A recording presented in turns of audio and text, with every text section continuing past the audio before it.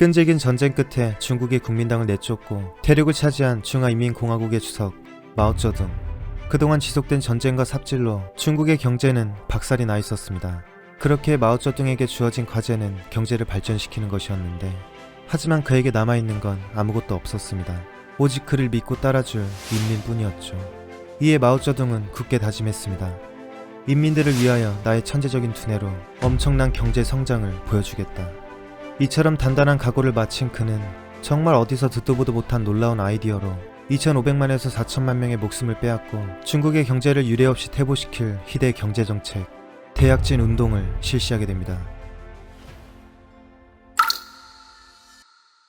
중국만의 새로운 공산주의 건설 목표를 가지고 도시가 아닌 농촌이 주체가 된 혁명을 꿈꾸며 마오쩌둥은 투개의 카리스마로 선언했습니다. 허풍 떠는 거 아니다. 나는 15년 안으로 영국을 추월할 수 있을 것이라고 말할 수 있다.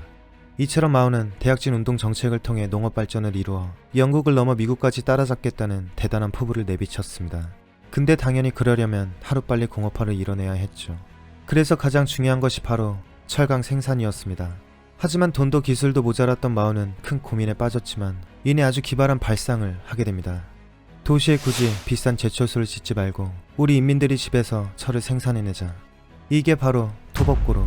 이때 물론 수많은 전문가들은 말도 안 되는 개똥 같은 정책이라며 반대하고 싶었지만 입을 함부로 놀리면 제거되었기에 가만히 있을 수밖에 없었습니다. 마오가 짱이었기 때문이죠.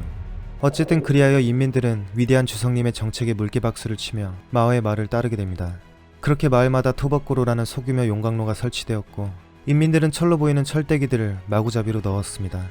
숟가락이건 후라이팬이건 온갖 식기구들까지 주석님의 깊은 뜻을 생각하며 신나게 용광로에 넣어댔죠.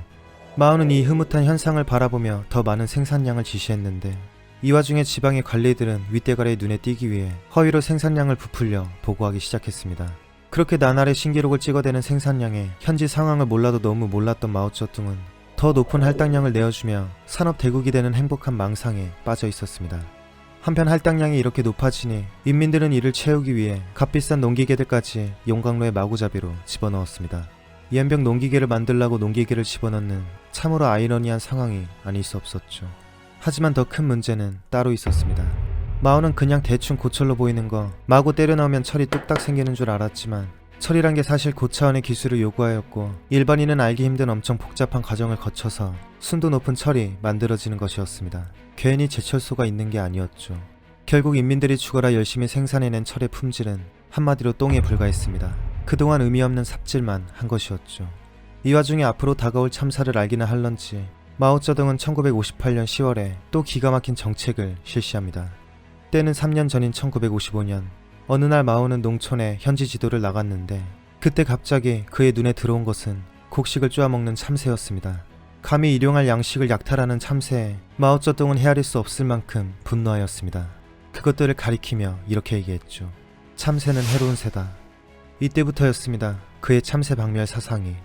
그리하여 마오는 본격적으로 대약진 운동의 일부인 중국에서 사라져야 할 4가지 해, 즉 쥐, 파리, 모기, 그리고 참새를 잡아 없애자는 제4의 운동을 실시하게 되죠. 어린 친구들아, 참새를 소멸하고 식량을 증산하기 위해 투쟁하자. 중국 정부는 친히 잡는 법도 알려줬습니다. 참새가 보이면 징을 울리고 징이 없다면 세숫대야라도 울립시다. 그 새들이 어디에 앉지 못하게 하여 저 양식이나 축내는 교활한 놈들을 지쳐 죽게 만듭시다. 이에 주석님 말씀 잘 듣는 인민들 덕분에 중국 전역에선 참새 잡기의 혈안이 됩니다. 학생뿐 아니라 군인까지 동원되었죠. 결국 이런 치열한 전투 끝에 참새들은 떼죽음을 당하게 됩니다. 1958년 한 해 동안 약 2억 1천 마리가 죽어 멸종 위기에 놓이는 사태가 벌어진 것입니다. 어쨌든 마오쩌둥은 양식을 축내는 참새가 다 사라졌으니 농업 생산량이 오를 것이라 잔뜩 기대하고 있었습니다. 하지만 그는 또 예상치 못했습니다. 참새는 해충도 잡아먹는다는 것을. 결국 참새가 사라지니 참새가 잡아먹는 메뚜기, 벼멸구 같은 해충들이 들끓게 되었습니다. 꽃이 지고 나서야 봄인 줄 알게 되었죠.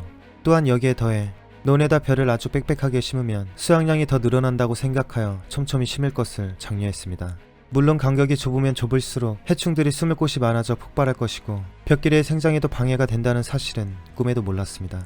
단지 작물은 다른 동무와 함께 잘 자라며 함께 성장하면서 더 편안할 것이다 라는 속편한 소리만 하고 있었죠. 결국 이 모든 대약진 운동의 결과는 그야말로 참담했습니다. 농업보단 할당된 철을 생산하느라 농기구는 죄다 용광로에 쳐 부어버렸고, 용광로에 불을 피우려고 숲이건 산이건 나무란 나무는 죄다 벌목하여 민둥산만 남았으니 홍수와 산사태에 속수무책으로 당했습니다. 그 와중에 벼는 또 빽빽하게 심어대며 참새는 다 죽여서 해충들이 들끓었으니 중국의 농업 시스템 자체가 아예 개박살이 나게 됩니다. 경제가 파탄나는 것은 물론 아예 식량이 하나도 남지 않은 것이었죠.